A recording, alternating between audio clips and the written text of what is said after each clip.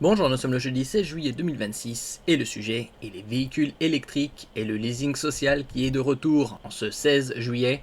On en avait parlé il y a quelques mois. Le leasing social est de retour. Conditions d'accès, modèle éligible, montant de l'aide. Nous allons voir tout ça en détail. Le gouvernement relance ce jeudi 16 juillet, donc aujourd'hui, le dispositif de leasing social pour permettre à 50 000 ménages modestes supplémentaires de louer une voiture électrique neuve à moins de 200 € par mois sans apport. On en avait parlé il y a quelques mois. Avec le conflit au Moyen-Orient qui a débuté le samedi 28 février, il y a déjà presque 5 mois, une envolée spectaculaire des prix des carburants, plus de 2 € le litre. On est de retour sur cette base de plus de 2 € le litre que le conflit au Moyen-Orient a repris. Il y avait une légère pause, le baril était descendu aux alentours de 70 $, et là il est remonté à plus de 85 $, avec 1 € à 1,14 $. Conditions d'accès, modèle éligible, montant de l'aide. Une troisième édition du leasing social est lancée ce jeudi 16 juillet 2026. Comment ça fonctionne ?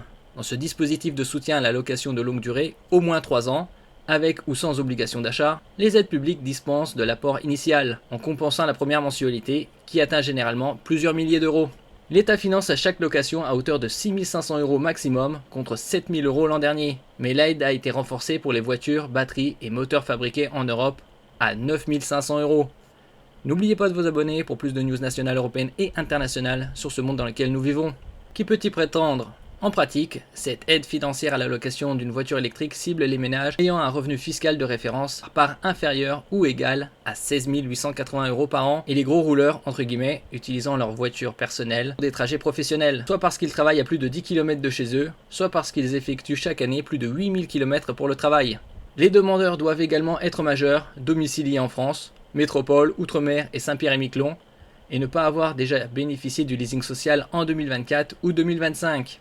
Quels modèles sont concernés ? Au total, 19 modèles d'une douzaine de marques. Citroën, Fiat, Kia, Jeep, Opel, Renault, Peugeot sont éligibles pour des mensualités de moins de 200 €, voire moins de 140 € par mois, hors assurance, entretien et options. Le contrat couvrant un kilométrage de 15 000 km par an sans frais supplémentaires. Ces modèles incluent notamment la Citroën EC3 à 94 € et la Peugeot E2008 à 179 €.